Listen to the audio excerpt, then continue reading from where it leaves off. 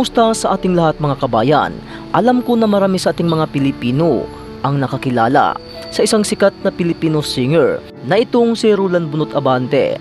At panigurado mga kabayan ay alam ko na 50% sa aking mga taga-subaybay sa aking mga video ay kilalang kilala itong si Bunot Abante. At ilang buwan lang nga mga kabayan ay napasabak siya sa napakasikat na kompetisyon sa Amerika na walang iba kundi ang America's Got Talent na pinangunahan sa mga sikat na mga hurado nila Simon Cowell, Heidi Klum, Sofia Vergara at si Howie Mandel.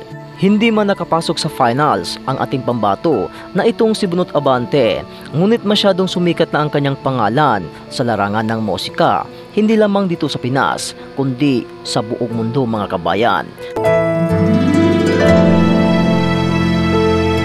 Ayon nga dati sa interview ni Bunot Abante mga kabayan na isa sa nagbigay ng kanyang malaking inspirasyon sa mundo ng musika kung bakit niya tinatahak at gustong salihan ang mga big event kagaya ng America's Got Talent at marami pang mga kompetisyon hindi lamang dito sa Pinas kundi sa buong mundo ay isa mga kabayan sa nagbigay ng kanyang inspirasyon ang kanyang pamilya dahil nga ayon sa kanya na ang kanyang tagumpay ay kanyang pasasalamat at kasama niya ang kanyang pamilya dito, lalong-lalo na ang kanyang may bahay at ang kanyang anak. Sa katunayan mga kabayan, sa tagpong ito ay nandoon si Bunot Abante sa Canada para sa kanyang concert doon. At well mga kabayan, speaking of concert, ay kasama niya doon ang kanyang manager na itong si Sir Joel Sibag.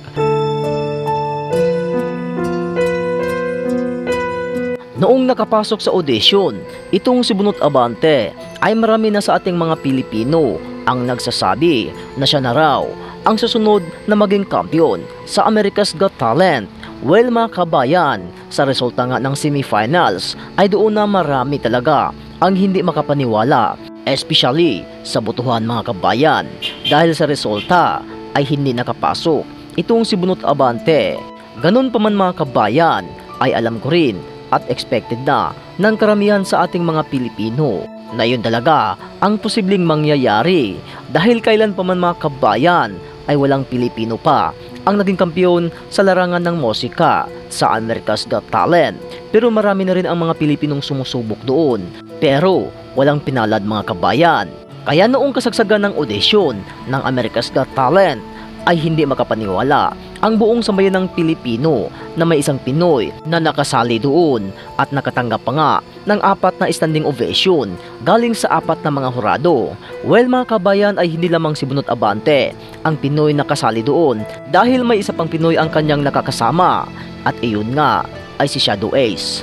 Ngunit kagaya nga sa aking unang nasabi mga kabayan na walang mga Pilipino doon na pinalad at makapasok lamang sa finals. Kaya ang nangyari kay Bunot Abante ay nangyari din sa isa pang Pinoy na itong si Shadow Ace. At ngayon mga kabayan ay may balitang lumalabas ngayon sa mga social media at usap-usapan ang pagsali ni Bunot Abante sa The X Factor.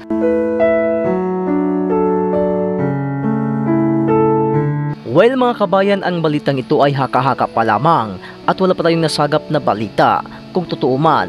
Pero mga kabayan, ay ipapromise ko sa inyo na kung sakaling totoo man ang balitang ito, ay hindi ako magdadalawang isip na mag-inform sa inyong lahat dahil ang balitang ito ay napaka-good news kung ating isipin mga kabayan na sa isang pagkakataon na hindi pinalad itong si Bunot Abante, malay natin sa mga ibang competition ay doon mabigyan siya ng pangalan at mabigyan ng titulo at tatanghaling kampyonato sa larangan ng musika.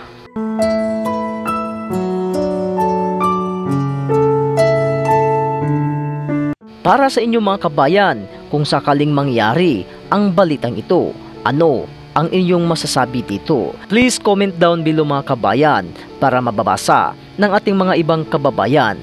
At bago ko tapusin ang aking video mga kabayan, ay nais kong ipaalam sa inyo na marami din tayong mga Filipino singer ngayon ang sumikat.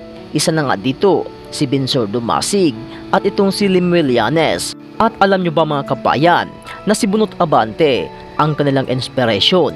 Kaya sila ngayon ay nagpapatuloy na sana makasali sa mga big event like X Factor at America's Got Talent. God bless and good luck sa ating mga Filipino singer. Naniniwala ako sa kasabihan na huwag kang susuko kung ikaw man ay nadapa, dahil darating din ang panahon na kayo naman ang papaboran.